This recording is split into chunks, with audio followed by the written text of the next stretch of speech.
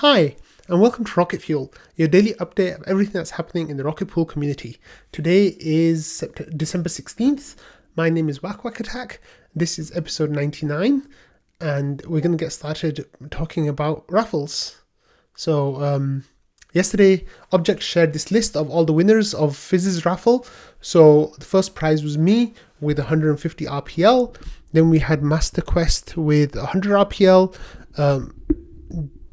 Jacobs with 50, Romano with 25, and then the address with 25, Dukey with 25, Break Mode 25, Ment 25, and also Looking for Owls got 25 as well, and this other address. So there were a few people who are quite well known in the community who won prizes, and that is really wonderful to see. And it was really exciting. Like, there were a lot of jokes going around about how Fizz set up the vote for me to win it, and how I'm going to set up my raffle for him to win it, and other people saying that like I'm scamming or something. But it was all in good fun. So then that was Object who shared that list. And then Fizz says, I did my own winner check and cross-check the results with Object. It looks like we're in agreement. I'm going to see if I can liquidate anything to get this paid tonight. So basically, Fizz got all the people who were originally in what their original places were and what their final places were. So it ended up being number 14, who was 10th, because there were 4 people who were in places that were winning positions with invalid POAPs for winning. So it's a real shame for them. I ended up giving Mao, who came first, 10 RPL for my winnings, just as a way of saying it's a shame you won but you didn't win. So I hope he doesn't spend all his money at once. So then getting that raffle yesterday kind of gave me the impetus to go through my wallet and check all the RPL and tokens and everything I had coming in, to make a list of the full raffle. So I said I just sat down and worked out my own raffle, and here are the prizes. I included 22 RPL and 0.25 ETH of my own instead of just the 5 RPL like I promised in the beginning. So we have the first prize is just over half an ETH. Then we have a Daily Gwei NFT that someone donated, that has a floor price of 0.35 ETH as the second price. Then there's four prizes of 20 RPL each, and then there's 3 Rocketeer NFTs. So I'm like so happy that it's worked out so nicely that there's so many great prizes available in my raffle.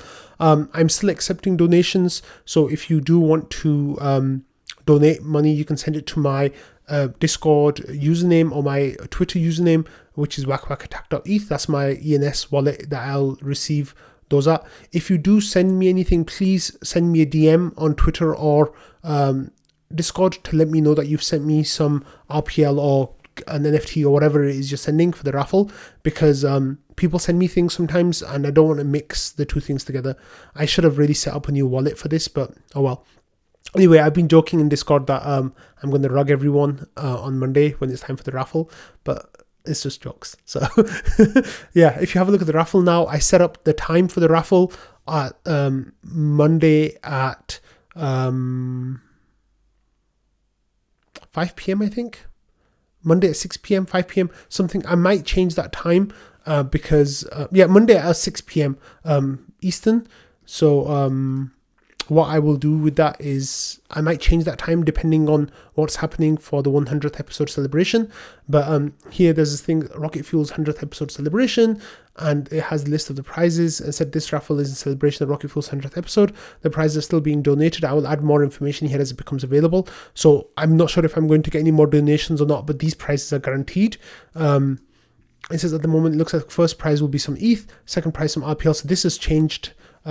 Now there's 9 prizes instead of 3 prizes. I said if you would like to donate anything as a prize, you can contact Whack Whack Attack on the Rocket Pool Discord. So here we have 279 eligible POAPs that I've entered. If you have any of these 6 POAPs, you can enter. I am going to join the raffle myself. So I'm joining it now.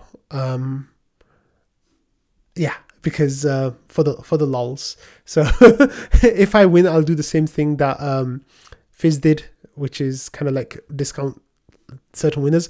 But here are my 6 POAPs now. So hey, I'm gonna win.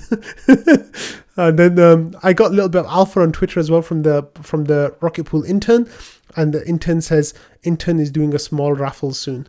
So I think the intern was kind of intimidated by the size of Fizz's raffle, which was I think 450 RPL, and my raffle, which works out to be like nearly 200 RPL in total. Maybe a little bit less than that, actually. I think 150 or something RPL. But hey, like, we always welcome raffles, and I'm curious to see what the admission criteria will be. So moving on from raffles, now we have this update from Joe, who says, whack attack time for your daily ping. I have a story in 4 parts told entirely through pictures, and I really like this. So the first picture, I'm sorry if it's being cut off because of my head. It says node blah blah blah has a balance of 24 ETH and 9,600 RPL. The node has 8 ETH in its credit balance, which can be used to make new mini pools. The node is registered with Rocket Pool, time zone America, New York. Now let's have a look at the next one. It says, please choose an amount of ETH to deposit. So like I said, it had 24 in the wallet, 8 in the credit. Your mini pool will use the current fixed. Oh, and then there's, like, it says 1, 2, so choose 1, which is 8. It says your mini pool will use the current fixed commission rate of 14%. This deposit will use 8 ETH from your credit balance and will not require any ETH from your node. So I guess what it's doing is the first ETH that it will use for a new mini pool is from your wallet, and not from, from the credit and not from your wallet. So that's an interesting choice. And then it says the node deposit of 8 ETH was made successfully. Your new mini pool address is blah, blah, blah. Your mini pool is now in initialized status. And if you have a look at the next picture, it says the node blah, blah, blah has a balance of 24 ETH and 9,600 RPL. The node has 0 ETH in its credit balance, which can be used to make new mini pools. This node is registered Rocket Pool. So it's really cool that the credit use system is now being designed on the front end as well, on the command line interface. And it's really wonderful to see that this, the Atlas stuff is getting fleshed out every day. I think this was one of the last things that was left, so I'm really excited to see that it's all going through so well.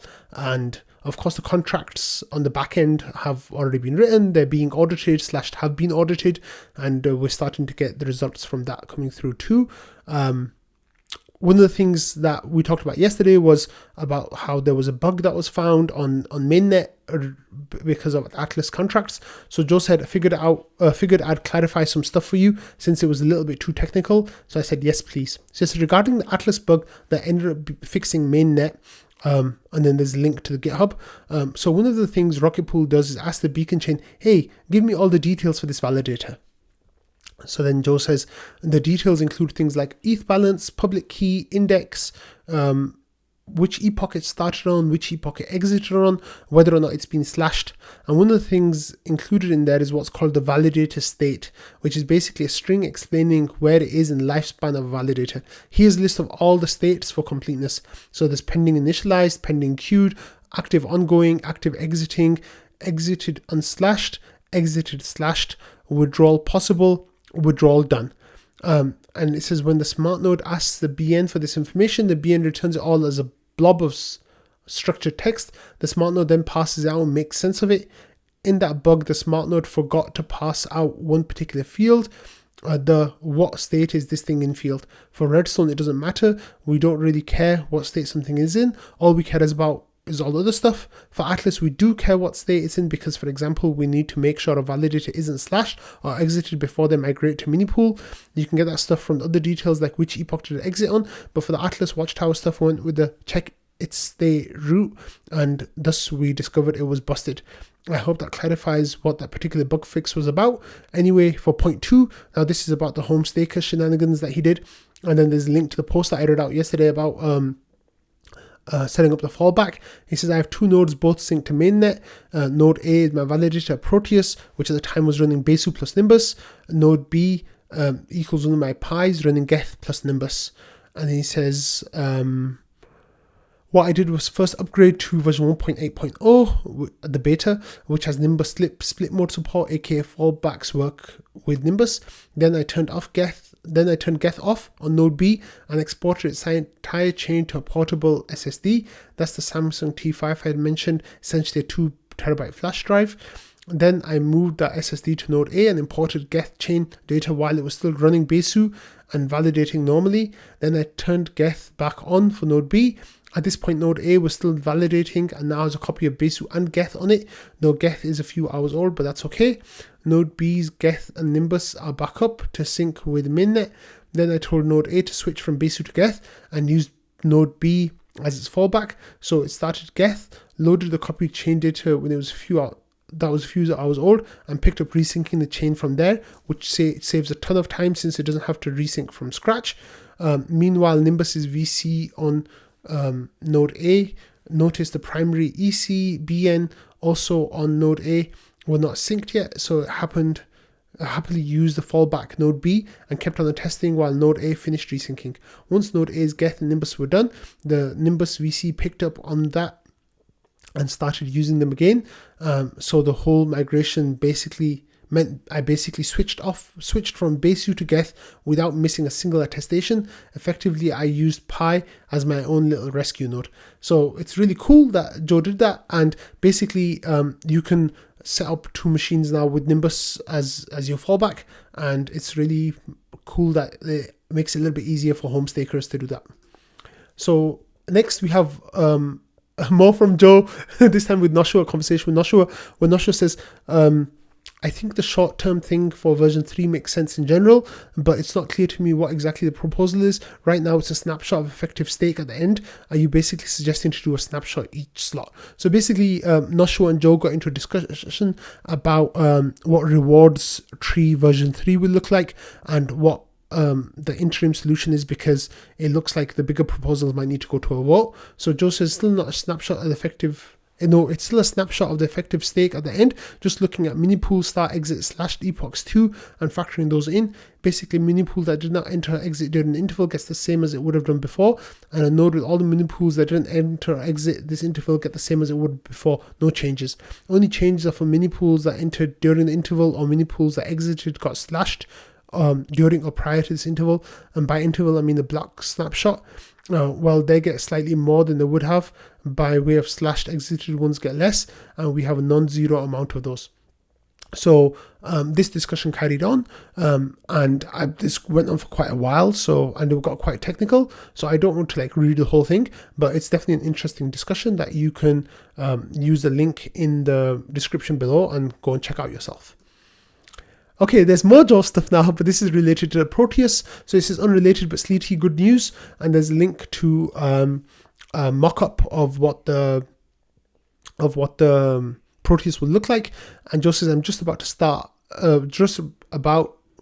ready to test engraving the front plate. I got a bunch of 80x20 anodized aluminium plates that are supposed to be for business cards, and I'm going to see if my laser can etch on them. If it can, then I can pretty much take any SVG as a custom design for them, which is really cool. So then Joe says it's laser time, and he was getting his laser set up. And next he printed on that business card, it says Mercadian, which is related to Neptune, but Joe kind of teased the story but didn't tell us the story. And then he stuck it on the front of his the Proteus, and as you can see, it's so small it fits in Joe's hand really comfortably. It's a tiny bit bigger than the Raspberry Pi, I think, and Joe says at the end of the day it works, we're in business. So there was a lot of other stuff going on as well. You can read around the links to find that out. And yeah, I'm really happy that it's coming along, and Joe's going to be selling those really soon. It looks really great, right? Like that black and gold effect there, it looks really good, and it's beautiful. So good job, Joe. I'm really excited about getting my hands on one. I think it was Looking for Owls who's saying that Joe should send me one to do a breakdown of it. Hey, I will happily do a video of a Proteus. I've been talking about it for months. So if Joe wants to send me one, I won't say no. And Jasper shared a snippet of his article that he's writing about Rocket Pool's rETH versus Lido's STETH, and here says the orange future post withdrawals. So there's a little article here / a few paragraphs. I'm not going to read them out, but it's really interesting talking about Rocket Pool and like the future for it and what it might look like. And yeah, I think it's worth you going and reading this. But actually, maybe I can read it a little bit. It says, Orange Future post-withdrawals. The far future of Rocket Pool is an exciting place to imagine. The pathway to a world-dominating protocol is already clear, and they consist of 4 major upgrades that will occur sometime after Shanghai. These upgrades, in vaguely the order we may see them go live, are native staking as a service, which is SaaS or STAS, to get away from like software as a service, eigenlayer, forced exits, and distributed validated technology. Together, these upgrades could allow Rocket Pool to scale into many millions of ETH staked. I'll show you how. So here it talks about one of the most prominent critiques of Rocket Pool system is that it forces node operators to speculate on RPL. Many home stakers partake because they are skeptical of other tokens, and this is a huge barrier.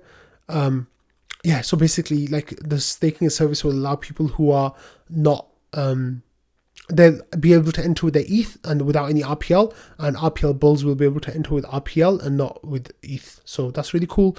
And then eigenlayer represents a novel idea, state, hypothecation, I always get that wrong. General idea is add new slashing conditions to a node stake based on added tasks such as Oracle duties or storage, data storage.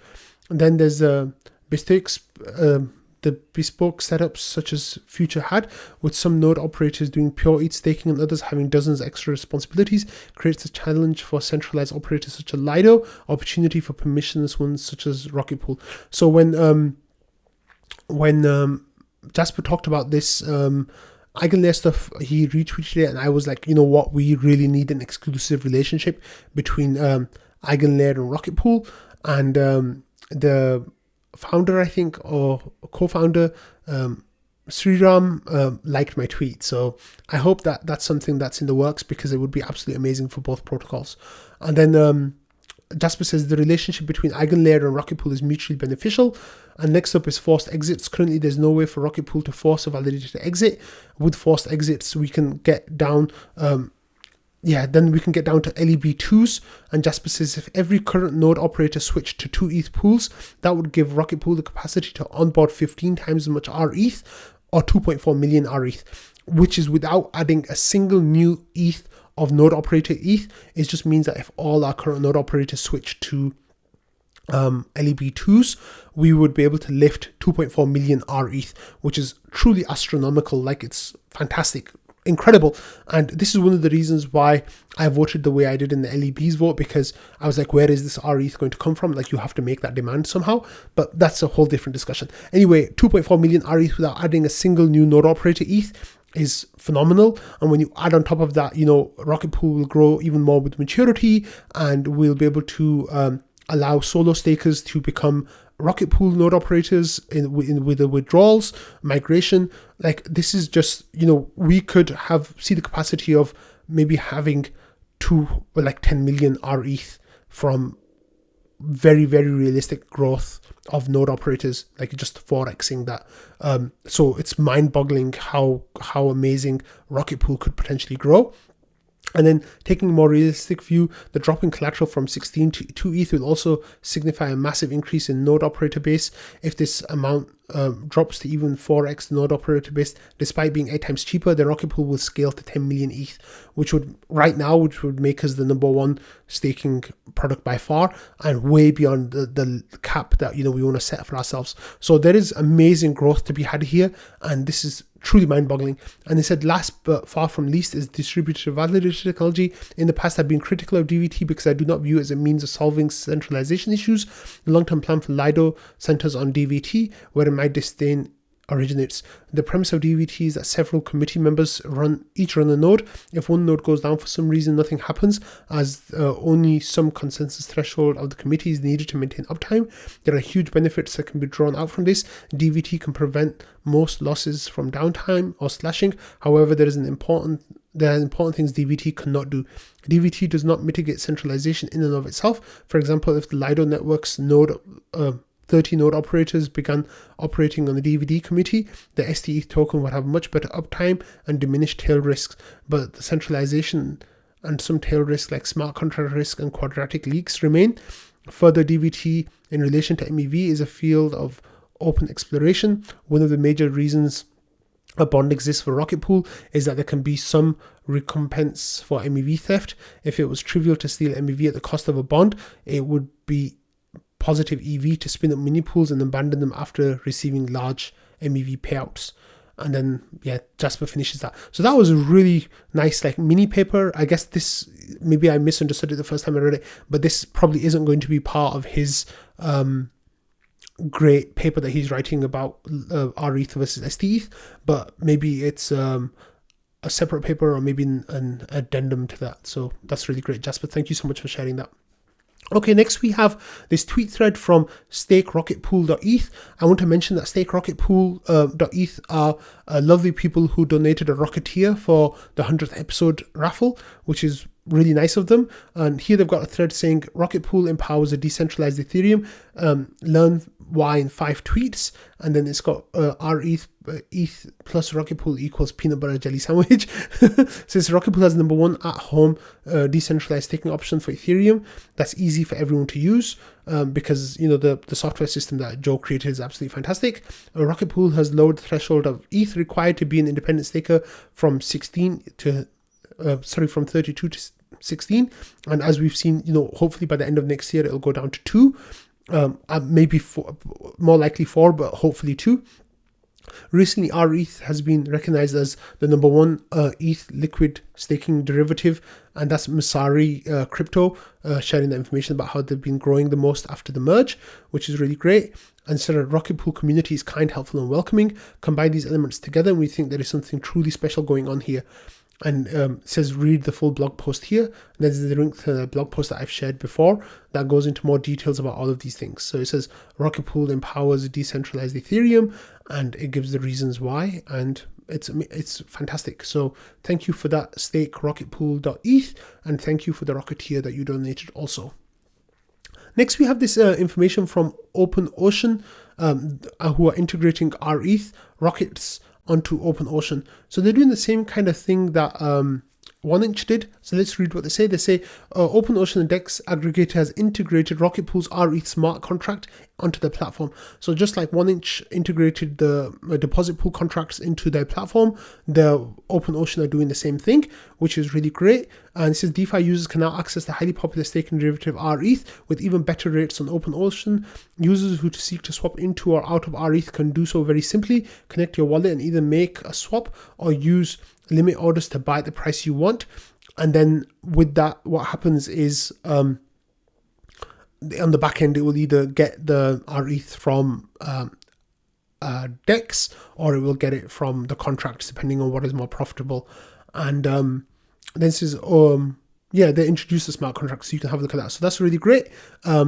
Maybe if any of the team members are listening, it might be easier to integrate OpenOcean onto the stake.rocketpool.net website. I guess making a custom thing is great, but I don't know if these guys are geo-fenced or not in the way 1inch were, but it might save some work if possible.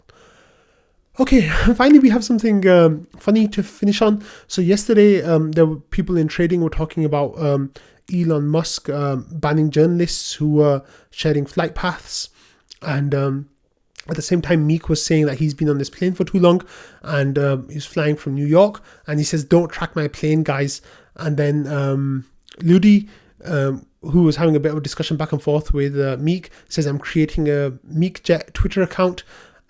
So he went and created the Meekjet Twitter account. It says Meek was here, or Meek, and then like if you look at the Twitter account, it says breaking: Meek is no longer here, and then Meek was here, and it's like crossover, like the new airport that he was at near New York, New Jersey, I guess. I'm not sure I think he might have been in LaGuardia, but that was kind of funny. So on that note, I'm going to finish the episode. I hope you all have a lovely day and enjoy the weekend ahead.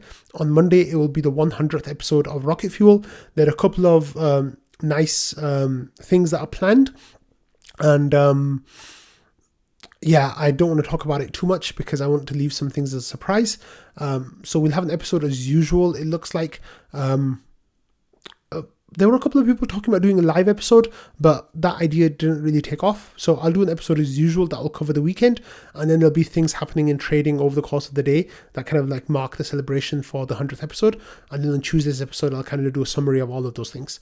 So I hope you all have a lovely weekend. Please share links with me in the Rocket Fuel channel, like so many of these lovely people have been doing. So we have Cheers who did it yesterday, and Object and Jasper and Vale. So it's really cool. People who are doing this, they're going to get pull-ups for being contributors in December, and if you do it over the weekend, it really saves me time on Monday's episode. So please help me out, and I'll see you all on Monday for the 100th episode of Rocket Fuel, and I hope you all have a lovely weekend. So I'm going to have a really lovely weekend. I'm going to see Tennis and Marceau. So we're going to have a little meet up in person, and I'm really excited to share information about that with you all on trading, and then on Monday's episode as well. So see you all, have a great weekend, and be kind to each other. Bye.